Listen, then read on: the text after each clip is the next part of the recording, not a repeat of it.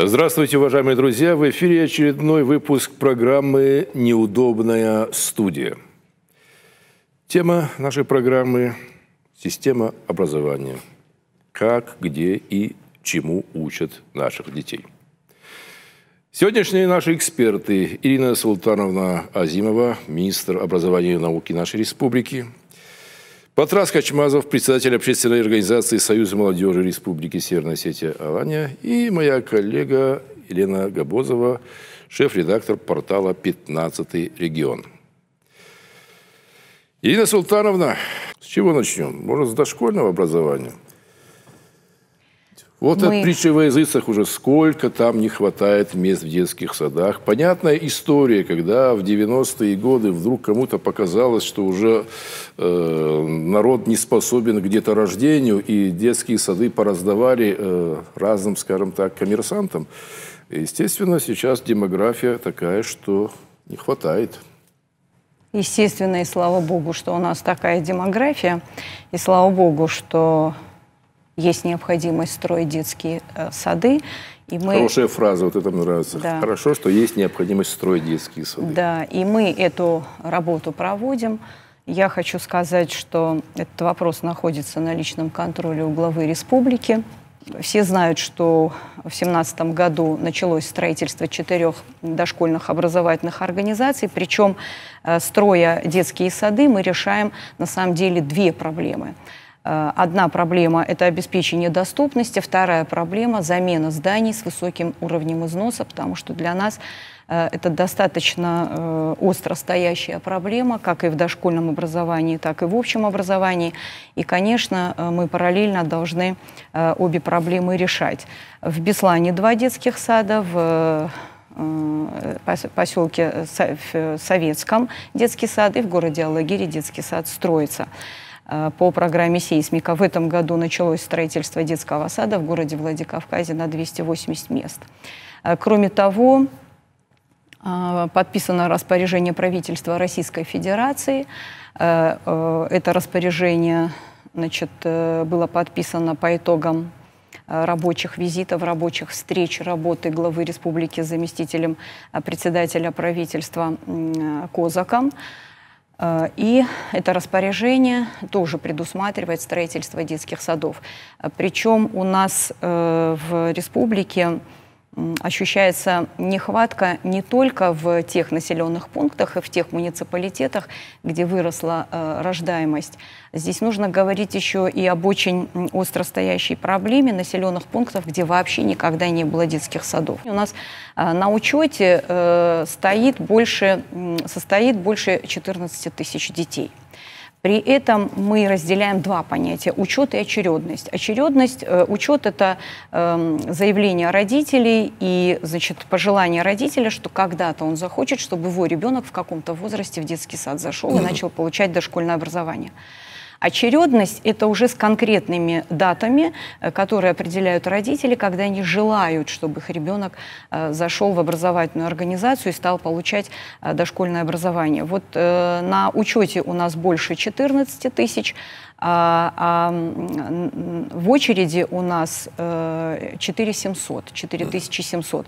Но это дети в возрасте от 2 месяцев до 7 лет. То есть это общая очередность. Те мероприятия, которые мы сегодня проводим, они обеспечат нам создание дополнительных 735 мест. Причем здесь акцент делается не только на детей в возрасте от 3 до 7 Сколько лет. мест, уточните, пожалуйста. 3735 мест. Да. Да? То есть это то, что будет построено? Это то, что мы планируем строить. Да. Это то, что мы заявили в федеральный центр уже однозначно. Но мы должны понимать, что, к сожалению, республика построить без помощи федерального центра не может. Батрас, пожалуйста. У меня, да, вопрос по загрузке детских садов. Я так понимаю, что строительство тех детских садов – это чтобы снизить непосредственно очередность, ну, убрать очередность в детские сады.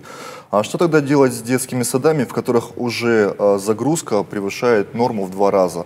Для них что-то планируется делать, потому что, ну, только по городу Владикавказ, с тех данных, которые у меня есть, младшие группы это на 15 норма, 30 детей, а в старших группах на норму 25-40 детей. Ну, тут, говоря о нормах, нужно немножко внести поправку. Раньше были санитарные правила и нормативы, которые четко регламентировали количество детей в дошкольной группе того или иного возраста. Сейчас это количество не регламентируется. Количество определяется, исходя из площадей, из полезных площадей. То есть тут количество детей в группе может быть ровно столько, сколько позволяют площади. То есть если площадь групповой комнаты большая, то там 2 квадратных метра, в зависимости от возраста 2 квадратных метра или 2,5 квадратных метра должно приходиться на ребенка. И мы можем это количество заводить в группы. Кроме того, здесь нужно учитывать тот факт, что у нас и посещаемость не стопроцентная. То есть вы сейчас говорите о списочных составах, но по факту посещаемость у нас стопроцентная не присутствует, поэтому для того, чтобы как-то снизить и социальную напряженность, и пойти родителям навстречу, потому что мы понимаем, от чего возникает социальная напряженность. Если у родителя не устроен ребенок в детский сад, то мама не может себе позволить пойти на работу, а это, конечно же, достаточно серьезно сказывается вообще на семье. Поэтому мы должны эти проблемы решать, но строя детские сады, мы, конечно, будем решать и проблему, обозначенную вами. Вот у нас очень остро стоит проблема в поселке Заводском. Там на самом деле перегруженный детский сад. Вот мы планируем, и наши мероприятия предусматривают строительство 2 детских садов в поселке Заводском, каждый из которых мощностью на 280 мест. В городе Владикавказе тоже. Поэтому, конечно, мы загруженность садов тоже этими мероприятиями будем снижать. И вопрос еще по износу все-таки зданий. Когда мы говорим о строительстве детских садов, это, конечно, отлично, но ведь те детские сады, которые есть, износ их достаточно велик. В большинстве ремонт не проводился капитально с 70-х годов после их строительства. Есть ли какие-то программы по реконструкции этих зданий? Да, вот к великому сожалению, программ, предусматривающих капитальный ремонт и реконструкцию зданий, нет по линии Министерства образования. По линии Министерства строительства есть. Как, например, мы сейчас проводим реконструкцию, Минстрой проводит реконструкцию 27-й школы, то вот здесь вот такая возможность решения этой проблемы нет. Поэтому, конечно же, это все ложится на плечи муниципальных органов власти, и мы должны, как бы тяжело нам не было, изыскивать эти средства для того, чтобы безопасные и комфортные условия для детей создавать. Хотя это очень-очень сложная проблема, и говорить проще, чем, конечно же, делать. Вот у меня в связи с износом зданий возник вопрос. Вот в свете последних трагических событий в Кемерово, насколько наши учебные заведения соответствуют всем стандартам, насколько детям безопасно там находиться, и что предпринимается, чтобы обезопасить детей? Да, спасибо за вопрос, очень хороший вопрос. Мы всегда, обсуждая с коллегами какие-то проблемы образования, всегда говорим, что главное, чтобы дети были живы и здоровы, все остальное можно добиться, пережить и достичь. Поэтому этому вопросу уделяется большое внимание и на координационных совещаниях, и на заседаниях антитеррористической комиссии. Если говорить о пожарной безопасности, о системах автоматической пожарной безопасности, то в школах у нас с этим более-менее все благополучно. К сожалению, не во всех детских садах системы АПС существуют.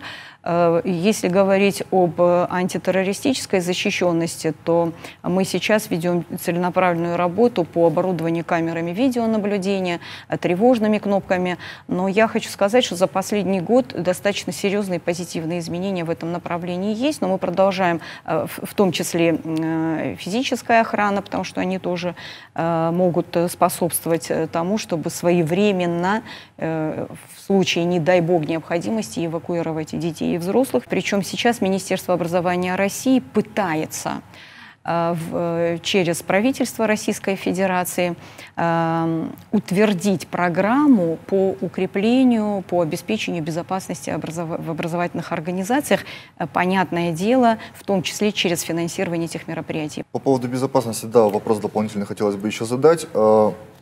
наличие в школе охранников, безусловно, во всех. Но вопрос стоит о том, те компетенции охранников, зачастую это даже вахтеры, опасения родителей, ну непосредственно даже мы все-таки регион, который пострадал по этой теме. Смогут ли в случае чего действительно, ну, на мой взгляд, на взгляд родителей, ответ нет, но смогут ли на случай чего, какого, не дай бог, опять-таки, какого-то нападения, та охрана, которая на данный момент имеется в школе, что-то сделать, чтобы предотвратить? Да. Ну, мы должны с вами четко понимать, что какой бы квалифицированный охранник не дежурил у входа там, в школу или в дошкольную образовательную организацию, он один ничего сделать не сможет. Ну, понятно, Тут самое главное – своевременная реакция. Поэтому мы жестко поставили вопрос, мы это правительство, перед муниципалитетами, ну и, конечно же, перед учредителями, органами госвласти, у которых есть подведомственные образовательные организации, о том, что все образовательные организации должны быть оснащены кнопками тревожной сигнализации. И вопросы есть, и есть вопросы, в частности, и у меня к моим коллегам. И я тоже посещаю образовательные организации, я тоже задаю вопросы главам, тоже как бы поднимаю проблему и говорю о том, что ну, не может при всем моем уважении женщина в возрасте в тапочках охранять и быть охранником в школе. Да? Вот, это должны быть, поэтому сейчас мы отрабатываем этот вопрос, в том числе с казачеством с нашим, для того, чтобы и унифицировать этот вопрос, и чтобы был единый подход, и была какая-то гарантия того, что на этих постах в школах находятся люди, квалифицированные люди, способные своевременно дать сигнал в те органы, которые ответственны за дальнейшие какие-то принятие дальнейших каких-то мер. Инна Султановна, а вот тревожными кнопками оснащены все детские сады и школы? Да. Ну, я помню, вопрос возникал, потому что кто их обслуживает, там дело касалось денег. И, нет, допустим, здесь у нас все в порядке. У нас проблемы тревожными кнопками оснащены все образовательные организации, которые находятся в городе Владикавказе, в районах республики, за исключением нескольких образовательных организаций Моздокского района, Иравского района и Правобережного района. Значит, здесь муниципальные власти аргументируют, но у них есть сотовый телефон, закодированный на дежурную часть МВД. Но здесь мы все-таки не соглашаемся со своими коллегами и требуем, чтобы кнопки тревожной сигнализации были оборудованы. Наши коллеги из муниципалитетов ссылаются на то, что невозможно нет близко расположенной там подразделения УВО, вневедомственной охраны, да, или Росгвардии, которая сможет отреагировать на тот или иной сигнал. Но мы кнопку тревожной сигнализации оборудовали даже в своей школе-интернате в Мацуте, она находится в Горном Кусте Иравского района, да. И у нас в этом смысле все благополучно, потому что мы эту работу проводим с теми подразделениями МВД, которые в этих населенных пунктах дежурят. Поэтому Моздокский район внял, значит, нашим рекомендациям, и эту проблему постепенно решают. Я думаю, что мы во всех образовательных организациях все-таки эти тревожные кнопки установим.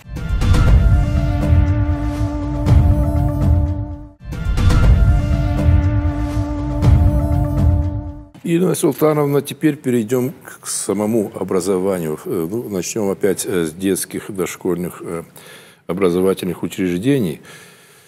Есть ли там кадровый голод? И я не просто вопрос задаю, потому что сейчас мы знаем, что в рамках программы развития осетинского языка в детских садах будут вводить осетинский язык. Это очень хорошая идея, это очень хорошая мысль, но вот у меня вопрос у самого возникает. Ведь воспитатели там и няни в детских садах не все осетиноговорящие, скажем так. Что с этим делать? Вот педагогический институт выпускает кадры. Это же не означает о том, что туда надо только осетинок принимать, да? Что делать? Вот как вот этот баланс рассчитать? Нужно понимать две вещи. Вот у нас осетинский язык преподается во всех детских садах. Во всех. Это либо 2, либо 3 часа в неделю. Ну, часто 15 минут, занятия на 15 минут. Это, если говорить о преподавании осетинского языка. То, о чем вы говорите, это погружение детей в осетиноязычную среду. То есть обучение и получение детьми дошкольного образования на осетинском языке. Ну, согласитесь, проблема есть. Кутфажанс Ашевалон и Хазар Ирунау Фазура, Кубасов Равдаун дома, вот Евжагнал Фажуна, а Мауршага Узурун Райдай. Это абсолютно правильно. И в 2016 году первая проблема, которую я подняла, была, разбираясь, почему у нас такая ситуация складывается с изучением осетинского языка, почему такое отторжение у родителей вообще изучения их детьми осетинского языка. Я говорю об основной части родителей. Я пришла к выводу, что на уровне детского сада у детей отбивают всякую охоту говорить на осетинском языке. Поэтому это погружение мы будем проводить, но это процесс он такой долгосрочный. Мы сиюминутного эффекта не получим. Мы уже в 2017 году, с 1 сентября 2017 года, такую среду, я скажу, попытались создать, потому что не все, к сожалению, получилось, и не все так, как мы хотели бы. И в том числе по нашей вине где-то остались процессы бесконтрольными. Но мы вот таким погружением будем апробировать эту модель погружения детей в осетиноязычную среду, расширяя это на большее количество дошкольных организаций. Я думаю, мы и кадровые вопросы тоже решим, потому что в конце концов мы здесь, говоря о погружении, мы пока в дошкольной образовательной организации говорим о желании родителей, чтобы дети по этим программам обучались. Потом, если мы покажем преимущества этой программы, родители увидят явные плюсы, то они же сами к нам потянутся. И я думаю, что мы решим эту проблему, в том числе с педагогами, проводя какие-то и организовывая какие-то курсы переподготовки. А достаточно ли проработаны программы на осетинском языке? Программы обучения, вызывают ли они нарекания? И хватает ли кадров? Какой каверзный вопрос вы задаете. Хороший вопрос. Нет, недостаточно проработанный. Я открыто об этом скажу. И подвергаются и критики со стороны родителей. К нам приходят много родителей, которые говорят: да, я хочу, чтобы мой ребенок, даже не осетинской национальности, да, я не против, чтобы мой ребенок изучал осетинский язык. Но вы понимаете, на другие предметы мы тратим там час, чтобы домашние задания выполнить, а на осетинский язык тратим 3-4 часа. И хватает это только на то, что он вызубрил какую-то тему, на следующий день получил положительную отметку, а через день он вообще напрочь все забыл за ненадобностью. Вот наши программы должны быть разработаны таким образом, и вообще среда наша должна быть организована таким образом, чтобы дети понимали, зачем им это надо в жизни. Мы поручили группе учителей провести экспертную оценку учебных программ и учебных пособий. Вот до 1 апреля мы им дали срок, они уже свои предложения и свои замечания дали. Сейчас эта информация обрабатывается, мы потом, конечно, все озвучим. Но самое главное, мы это делаем не для озвучки, а для того, чтобы совершенствовать свои программы и свои учебные пособия. Проблема изучения языка, на мой взгляд, стоит глубже. Нет областей применения родного языка. Когда мы говорим о русском языке, то дети его изучают не только потому, что даже родители их разговаривают. Есть мультики, ну, если мы говорим про ясельные группы, да. Есть какие-то литература некая, есть художественная. Да. И основной контент, который имеется в доступности, это литература, видео, ну, даже в соцсетях мы переписываемся на русском языке.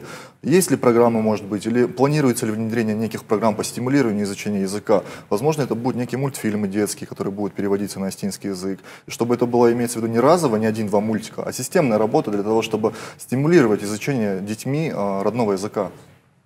Да, эта работа, она началась еще задолго до моего прихода в Министерство образования. Мы сейчас выстраиваем продолжение этой работы. У нас есть мультфильмы, которые переведены на осетинский язык. Их не 1 и не 2.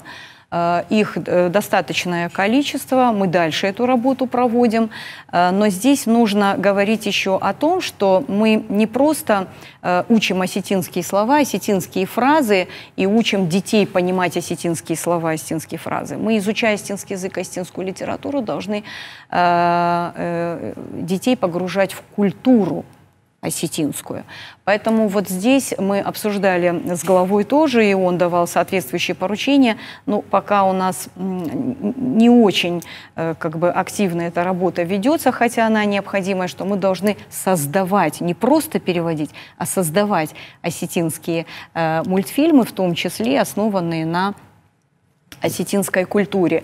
И это очень важно, потому что то ли он будет смотреть «Ну, погоди», и будет слышать осетинскую речь с экрана, то ли он будет видеть героев нардского эпоса и будет слышать их осетинскую речь с экрана. А вот скажите, пожалуйста, средний возраст учителей школьных каков сейчас? Я не случайно этот вопрос задаю, согласитесь. Мы не будем днем искать старых физиков, географов, ботаников и прочие. Вот что с этим делать? Ведь никто уже не идет на эти профессии. Раньше поступить на физмат, это был космос, поступил на физмат. Сейчас... Да, отвечу, обязана ответить на этот вопрос, конечно, на него отвечу. У нас порядка 50% учителей предпенсионного и пенсионного возраста. И это правда.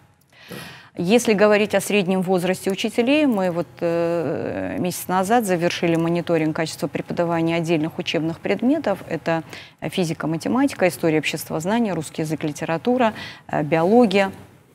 Значит, у нас средний возраст учителей по этим предметам 54-55 лет.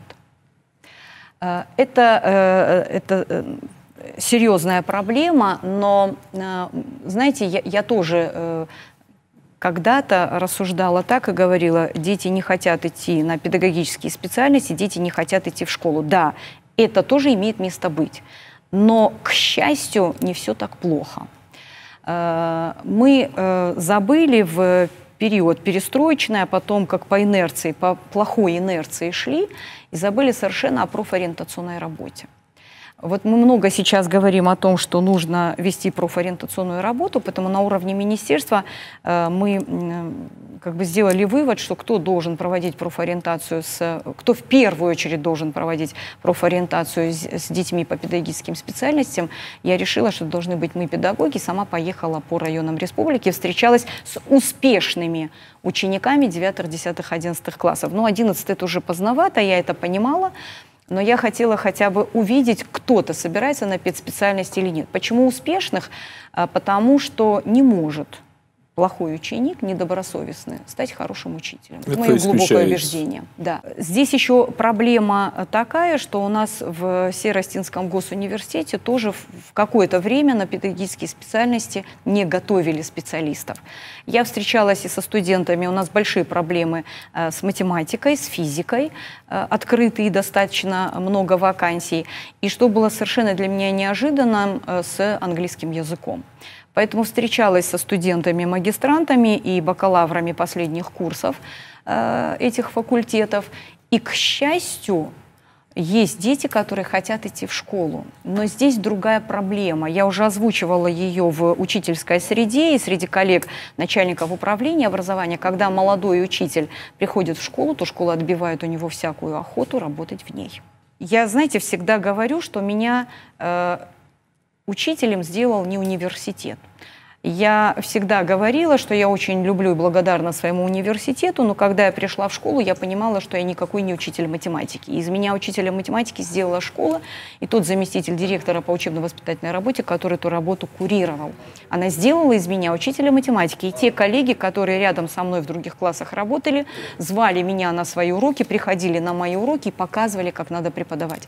Вот сейчас, к сожалению, вот это наставничество, да, оно у нас совершенно никак не развивается и ссылаются на то, что сейчас это учителям не оплачивают. Я вот вам точно говорю, что когда я пришла в 92-м году в первую школу Беслана, там тоже моим коллегам ничего не оплачивали, тем, которые меня учили и делали из меня учителя. И мы будем создавать базовые школы, которые будут являться площадками для практики студентов педагогических вузов. Но раньше во все школы направлялись, во все. Да, ну мы начнем с тех школ, которые могут показать положительный опыт. У нас, к сожалению, и мы все это знаем, и признаем, что не все школы дают одинаковый уровень образования.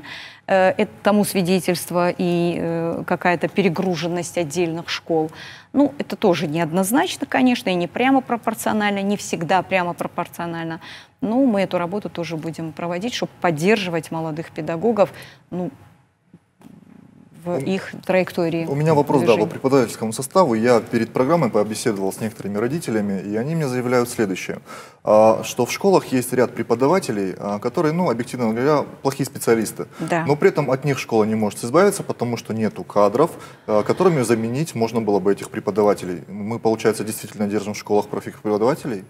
Мы не держим в школах плохих преподавателей, это некорректно. У нас в школах работают учителя, которые не обеспечивают нужный уровень качества знаний школьников. В том числе в связи с тем, что не обладают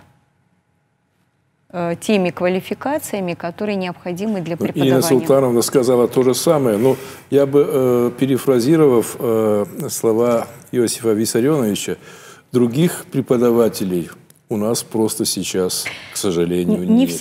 Не всегда, потому что вот мы столкнулись год назад с проблемой, когда молодой физик хотел работать физиком в школе, и его не приняли, хотя... При том дефиците кадров. При том дефиците кадров, да, потому что они уроки физики перераспределили между своими учителями, в том числе пенсионного возраста. Я поэтому говорю, иногда стоят заслоны для прихода молодых специалистов в школу. То есть вот, может, именно тут зарыта эта самая собака, потому что они все пенсионного возраста, если молодой придет, они боятся, видимо, потерять работу. Возможно, боятся. Я не буду называть, если позволите, район. Но у нас есть район. Мы проводим систематический прогноз потребностей в кадрах. И вот один район из раза в раз нам дает информацию, что вакансий нет. Причем в этом районе, так же, как и во всех остальных районах, 50%, а может даже больше пенсионного возраста учителя. То есть они не только не ведут профориентационную работу, они даже не показывают, да, они блокируют всяческие процессы по обновлению состава педагогических кадров. Если мы говорим о том, что у нас не хватает профессиональных кадров, может, стоит стимулировать целевые места, чтобы, ну, или студентов, которые обучаются на, так сказать, за оплату государства, на бюджетных местах, может, как-то стоит их обязать преподавать в школах? Наша задача и наша обязанность Министерства образования, Института повышения квалификации педагогических вузов создать такую систему повышения квалификации, чтобы мы все-таки помогали нашим педагогам эту квалификацию повышать и достигать необходимого уровня для реализации программ качественно. И здесь самый главный акцент должен делаться на методической работе внутри школы. Вот если у нас методические службы школы будут работать, у нас все будет великолепно. А молодые кадры будут проходить на те вакантные должности, которые сегодня имеются, дабы снизить нагрузку, ну, слишком высокую нагрузку тех учителей, которые сегодня работают. То есть я сейчас, чтобы не было понято так, что я говорю, что одних надо менять на другие. Ни в коем случае нет. Они другие, но они не хуже, они лучше нас. Они молодые, у них другое мышление, у них другое видение. И мы должны учиться у молодежи, а молодежь должна учиться у нас. Да.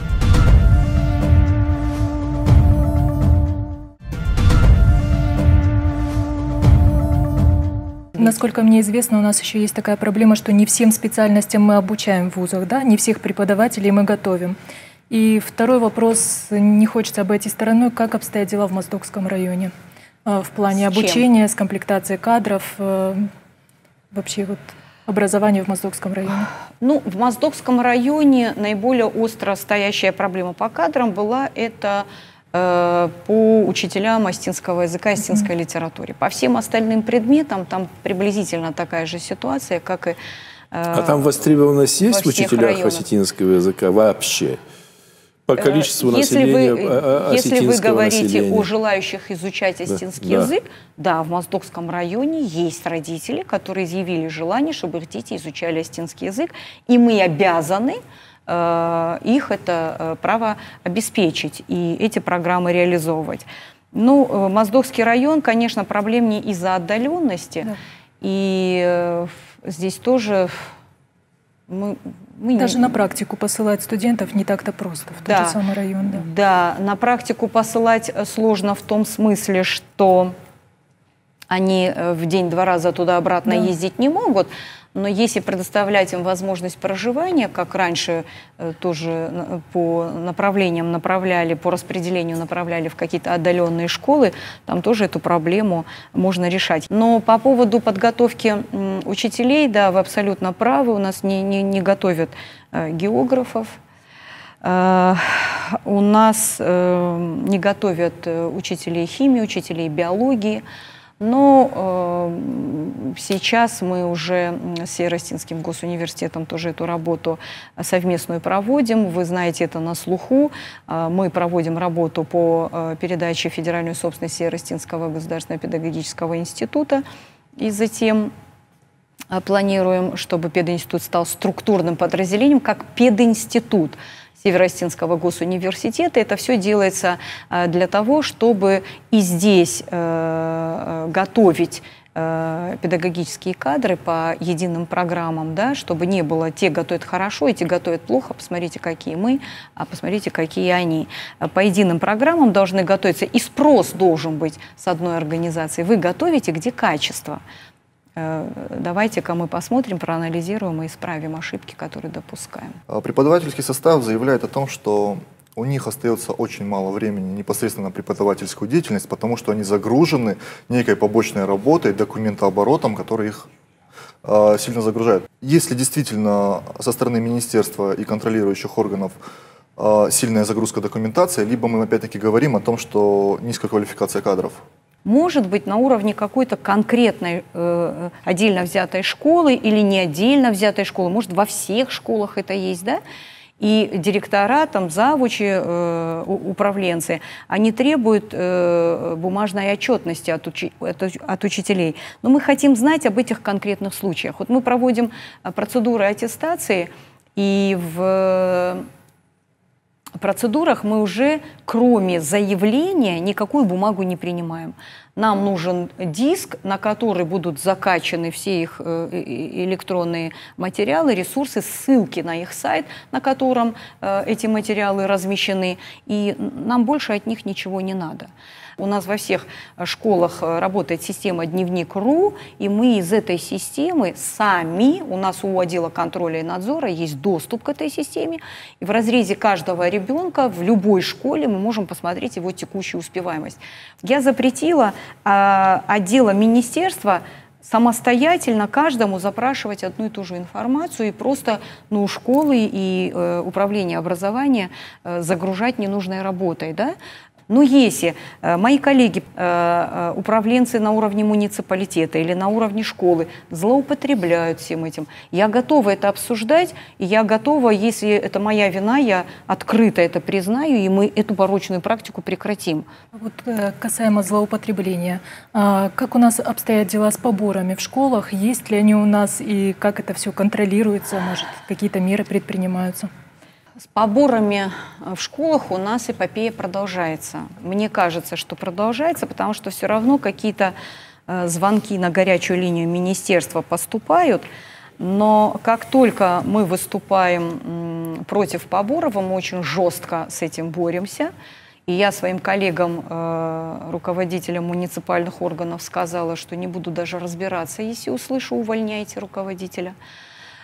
то начинается волна среди родительской общественности, начинают говорить, что министр образования сейчас добралась уже и до родительских денег. И никто не говорит о том, что кто-то кому-то не разрешает заниматься благотворительностью. Но это должна быть благотворительность, а не обязаловка. А она у нас в обязаловку превращается. Ни Министерство образования и ни управленцы эту проблему без участия родителей не решат. Просто родители должны вместе с нами всему этому противостоять. Не должен родитель ежемесячно на что-то сдавать деньги в школу или в детский сад.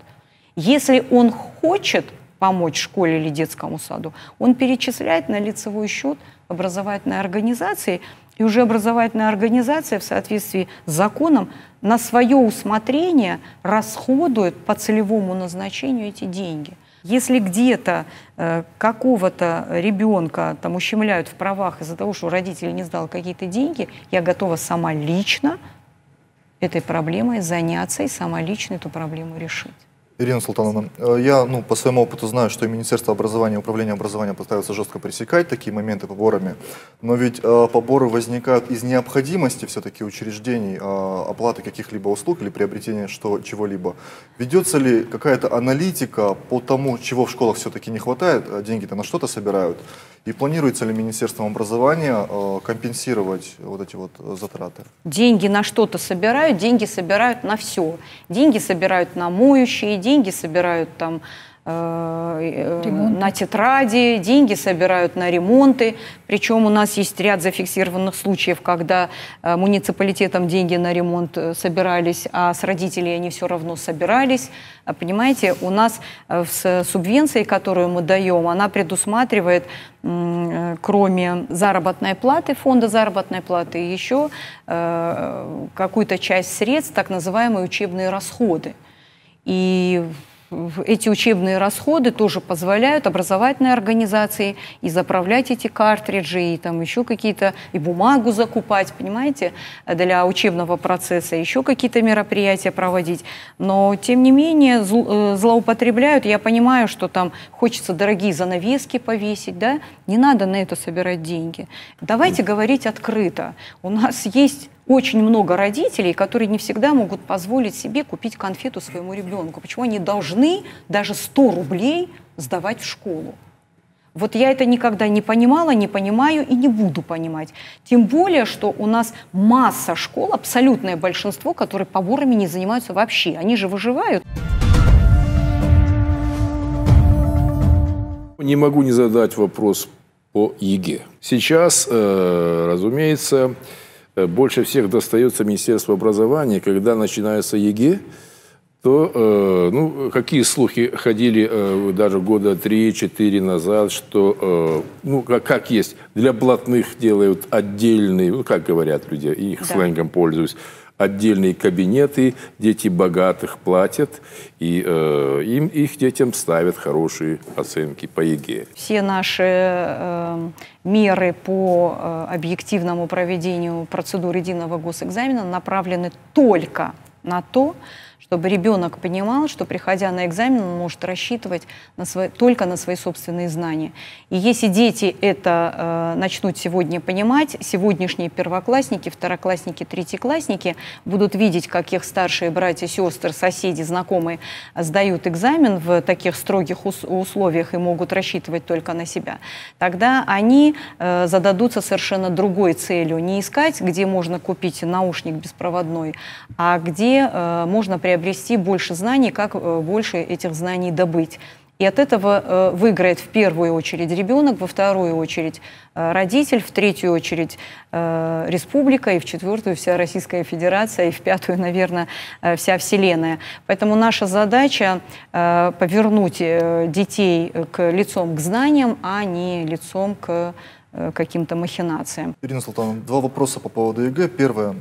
Я знаю о прецедентах, когда ребенок подает справку в Министерство образования о состоянии здоровья, просит перевести его в аудиторию, но при этом тот же самый ребенок сдает нормативы ГТО на золотой значок, и у него есть, следовательно, чтобы сдать нормативы ГТО, он предоставляет справку о том, что он физически здоров полностью. Это первый вопрос. И второй вопрос. В городе я точно знаю, что уже более-менее вся ситуация хороша. И списываний нету, и аудиторий нету. Знаю это, поскольку наши активисты занимаются наблюдением того же самого ЕГЭ. Ну, есть какие-то, есть, да, но уменьшаются. Ну, опять-таки, да. минимальные, да. Да, Но в районах уменьшаются. я также точно знаю, что есть преподаватели, есть родители, которые различными абсолютно способами передают, до маразма доходит, но наблюдатели, которые должны наблюдать за тем, чтобы этого всего не происходило, также участвуют в процессе передачи вот этих вот шпаргалок и записок. И это не только те преподаватели, которые в коридорах, в туалете и на улице, это даже преподаватели, которые непосредственно сидят в аудитории. Да. И это все, когда смотришь даже на камеры наблюдения ЕГЭ, публикация, это смешно, так, телефон достает, фотографирует, прям вспышка под партой. Да. Это же все должно... Что делается для того, чтобы это все предотвратить?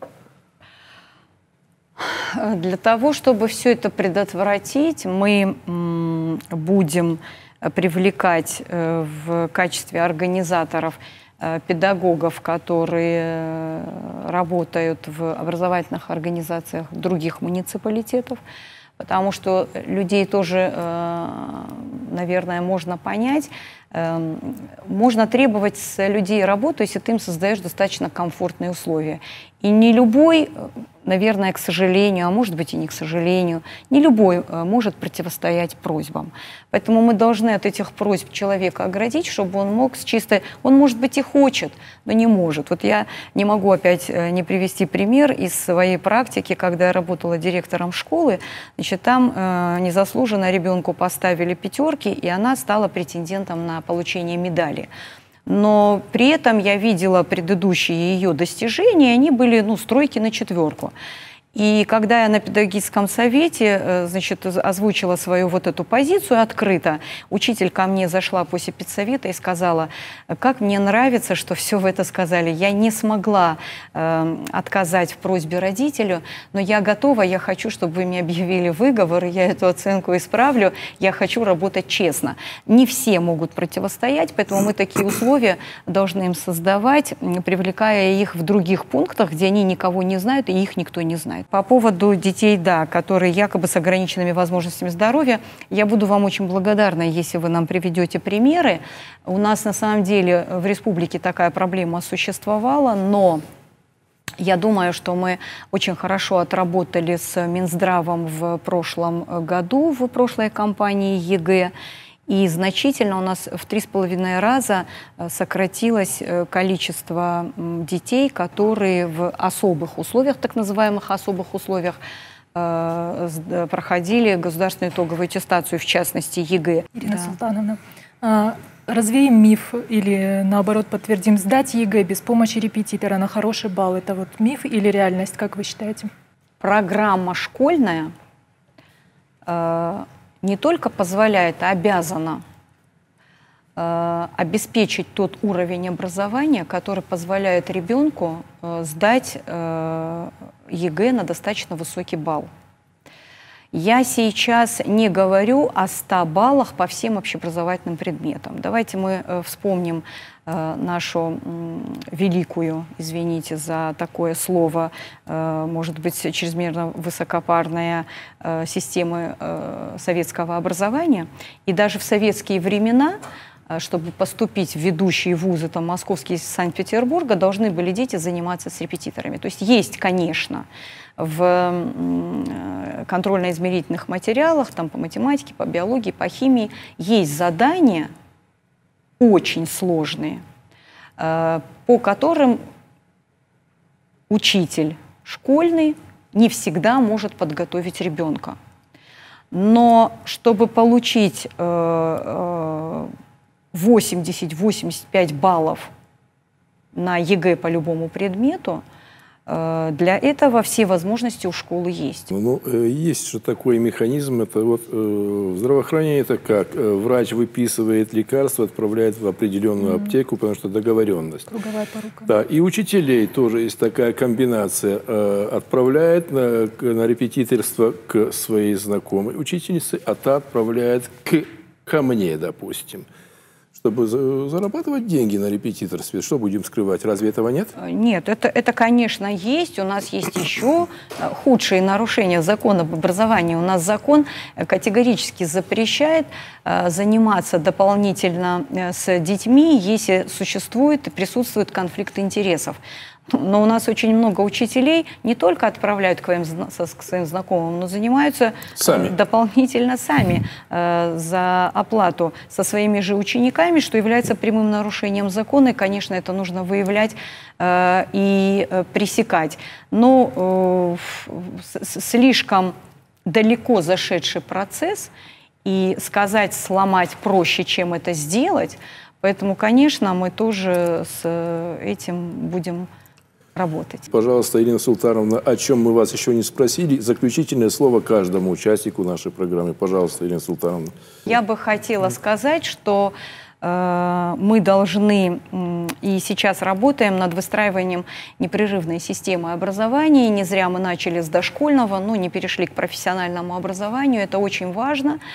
И я бы хотела здесь обратить внимание на то, что мы не должны воспринимать систему среднего профессионального образования и высшего образования как систему, которая позволяет на какой-то очень короткий срок детей определить и занять чем-то, посещением занятий или там, получением знаний, там, навыков и так далее.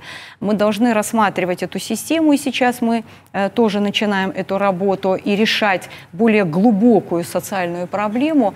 Мы должны обеспечивать такое профессиональное образование ребенку, которое позволит ему потом в дальнейшем определить для себя место в жизни и позволит ему найти работу, содержать себя и свою семью. Поэтому эту систему мы выстраиваем, и я очень надеюсь на то, что все вместе, консолидированными усилиями мы эту задачу это обнадеживает, возродить профессиональное образование. Да.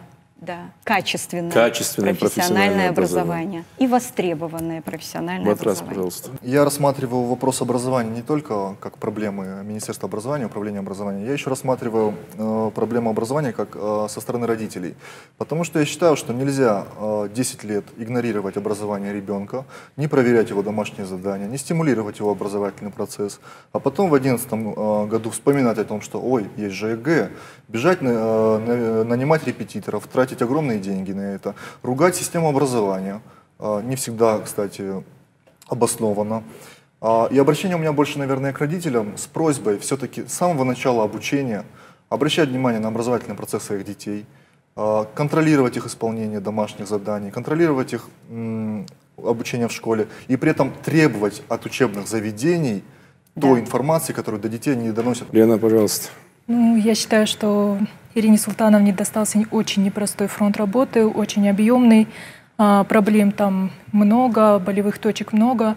Но главное — это подход, конечно, и видно, что вы очень много делаете в данном направлении. Хочется пожелать, наша республика всегда отличалась уровнем образования, и хочется пожелать, чтобы мы эту планку не опускали, чтобы мы двигались дальше. Это была программа «Неудобная студия». Всего вам доброго.